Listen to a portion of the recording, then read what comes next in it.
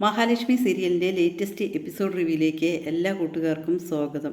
മഞ്ജുവിന് ദേഷ്യം സഹിക്കുന്നതേ ഇല്ല കേട്ടോ. നിങ്ങളെ ഒരിക്കലും എനിക്ക് വിശ്വസിക്കാൻ പറ്റില്ല. കാരണം അച്ഛൻ ജീവിച്ചിരിക്കുമ്പോൾ നിങ്ങളൊരമ്മയായിരുന്നു. അതിനുശേഷം നിങ്ങൾ ഒരിക്കലും ഒരു അമ്മയല്ല. നിങ്ങളെ മേൽപോട്ട് നോക്കിക്കിടക്കുന്ന ആ മേഘനെ തന്നെ എന്നെ പോകണമെന്ന് പറഞ്ഞിട്ട് സാഗരയൊക്കെ തള്ളിക്കളയാൻ വേണ്ടി നിങ്ങൾ എന്നോട് പറഞ്ഞതല്ലേ. ഏതായാലും ശരി, നിങ്ങൾക്ക് ഒരിക്കലും ഞങ്ങളെ സ്നേഹിക്കാൻ കഴിയില്ല എന്ന് പറയണം കേട്ടോ. അത് കേൾക്കുമ്പോൾ ദുർഗ പറയും, മോളെ നിങ്ങൾക്ക് വേണ്ടി മാത്രമല്ല സാഗരനും കൂടിയിട്ടാണ് ഞാൻ പ്രാർത്ഥിച്ചിരിക്കുന്നത് എന്ന് പറയും കേട്ടോ. പിന്നെ അമ്മയെ വിശ്വാസമില്ലാത്ത മകളാണ്. അതുകൊണ്ട് അമ്മ ഞങ്ങൾക്ക് വേണ്ടിയിട്ട് ഒന്നും പറയണ്ട. ഞങ്ങൾക്ക് ഭയങ്കര ഭയമാണ്. ഞങ്ങളിരിക്കുന്നിടത്തേക്ക് ഒരിക്കലും വരരുത്. ഇനി ഒരു കാര്യം പറയുന്നുണ്ട്, ഒരിക്കലും അമ്മയെ ഞങ്ങൾക്ക് പേടിയാണ്, അതുകൊണ്ടാണ് എന്ന് പറയണം കേട്ടോ.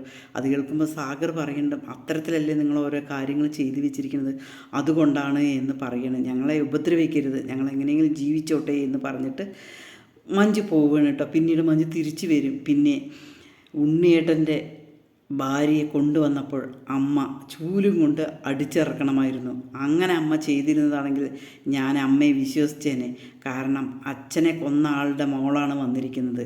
അതേപോലെ നൂലുകെട്ട് കഴിഞ്ഞാൽ ഏട്ടനും ഏടത്തിയമ്മയും കൂടി അവിടെ വരും. അവരെ ഒന്ന് ജീവിക്കാൻ നിങ്ങൾ സഹായിച്ചാൽ മതി, അത്രയും നിങ്ങൾ ചെയ്താൽ മതിയാണെന്ന് പറയണേ കേട്ടോ.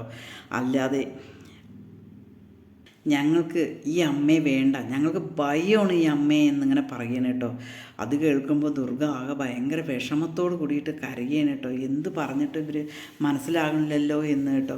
ദുർഗ ആവുന്നതും മഞ്ജുവിനോട് പറയുന്നത്, ഞാൻ മാറി മോളെ, പഴയ അമ്മയാണ് എന്നെല്ലാം പറയുന്നുണ്ട് കേട്ടോ. ഒന്നൊരിക്കലും മനസ്സിലാക്കുന്നില്ല. പിന്നീട് കാണിക്കുന്നത് കരുണ അങ്ങനെ അവിടെ വിഷമിച്ച പോലെ ഇരിക്കണ്ടാവും. അപ്പോൾ ഉണ്ണി ഇങ്ങനെ വരുന്നുണ്ടോ. ഉണ്ണി ഇങ്ങനെ വന്നിട്ട് ചോദിക്കും, അമ്മ എവിടെയെന്ന് ചോദിക്കുമ്പോൾ അമ്മ പുറത്ത് പോയിരിക്കണമെന്നോ അമ്പലത്തിൽ പോയിരിക്കുകയാണ് പറയും. ചിലപ്പോൾ ഇനി ഏടത്തെയും കൂടി കണ്ടിട്ടേ വരുമായിരിക്കുള്ളൂ, ഉച്ചയാവും പറയും കേട്ടോ. അതേസമയം ഉണ്ണി പെട്ടെന്ന് തന്നെ ഫോൺ വിളിക്കണം കേട്ടോ. വിളിച്ചതിന് ശേഷം എന്തൊക്കെയോ അങ്ങനെ സംസാരിക്കുന്നുണ്ട്. അപ്പോൾ കരുണ ചോദിക്കുന്നുണ്ട്, ആരെ ഉണ്ണിയേട്ടാ വിളിക്കുന്നത് ചോദിക്കും. പിന്നെ നൂലുകെട്ട് കഴിഞ്ഞ് കഴിഞ്ഞാൽ ഏടത്തി ഇവിടെ വന്നിട്ട് കുഞ്ഞും കണ്ണേട്ടനുമായിട്ട് സന്തോഷമായി ജീവിക്കുന്നു, എനിക്കത് കാണാൻ താല്പര്യമുണ്ടോ ചോദിക്കുമ്പോൾ എൻ്റെ കാര്യം ഉണ്ണിയേട്ടനെ അറിയില്ലേ ചോദിക്കും. എന്നാൽ അത് കാണാതിരിക്കാൻ വേണ്ടിയാണ് ഞാൻ ശ്രമിക്കുന്നത്, അവർ കരഞ്ഞ കണ്ണീരുമായിട്ട് ഇരിക്കണം എന്നിങ്ങനെ പറയണം കേട്ടോ. അതിനുശേഷം ഗുണ്ടകൾ വരികയാണ് കേട്ടോ. അമ്പലത്തിൽ നിന്ന് നേരെ അനന്തുവിൻ്റെ വീട്ടിലേക്ക് പോവുകയാണ് കേട്ടോ. അനന്തു ദുർഗയെ കണ്ടത് വന്നല്ലോ എന്ന് പറയും. അതേസമയം ലേഖയും വരും കേട്ടോ. എന്താ നിങ്ങൾ വന്നത് എന്ന് ചോദിക്കുമ്പോൾ ഞാൻ അമ്പലത്തിൽ പോയി മഹിക്കും കുഞ്ഞിനും കണ്ണനും എല്ലാവർക്കും വേണ്ടി പ്രാർത്ഥിച്ചു, അതിൻ്റെ പ്രസാദം കൊണ്ടു തരാൻ വേണ്ടിയിട്ട് ഞാൻ വന്നതാണ് എന്ന് പറയാം. ഞാനിനി മഞ്ജു വിളിച്ചിട്ടുണ്ടായിരുന്നു എന്നെ, മഞ്ജു പറഞ്ഞതിൻ്റെ ബാക്കി ഞാൻ നിങ്ങൾക്ക് പറയണോ ചോദിക്കും. നിങ്ങളെ ആ പ്രസാദം ഇവിടെ കൊണ്ടുതരണ്ട, അതിൽ വല്ല വിഷമാക്കിയിട്ടുണ്ടോ എന്നുള്ളത് ആർക്കറിയാം, നിങ്ങളോട് ആരാ അവരെ പറയാൻ പറഞ്ഞത്, നിങ്ങൾ ഒരിക്കലും ദ്രോഹിച്ചത് പോരെ എന്ന് പറഞ്ഞിട്ട് മഞ്ജു ഇങ്ങനെ പറയണം കേട്ടോ. അതേസമയം ദുർഗ പറയുന്നുണ്ട്, നിങ്ങൾക്കറിയില്ല മോനെ, ഞാൻ കണ്ണനെ എങ്ങനെ സ്നേഹിച്ചിരുന്നത് നിനക്കറിയില്ലേ, അതേ അമ്മയാണ് ഞാനിപ്പോൾ എൻ്റെ വിശ്വേട്ടനെ കൊന്നത് എൻ്റെ ആങ്ങളെയാണെന്ന് അറിഞ്ഞതിന് ശേഷം ഞാൻ ആ പഴയ അമ്മയാണ് എന്നിങ്ങനെ പറയുമ്പോഴൊന്നും അവർക്ക് ഉൾക്കൊള്ളാൻ കഴിയുന്നില്ല കേട്ടോ. അനന്തനും ലേഖയ്ക്കും ലേഖയ്ക്കാകെ ദേഷ്യം വരികയാണ് കേട്ടോ. പിന്നീട് അനന്തനൊരു മനസ്സലിയാണ്, എന്നാൽ ശരി ലക്ഷ്മിയെ കണ്ടോട്ടെ എന്ന് പറയണം കേട്ടോ.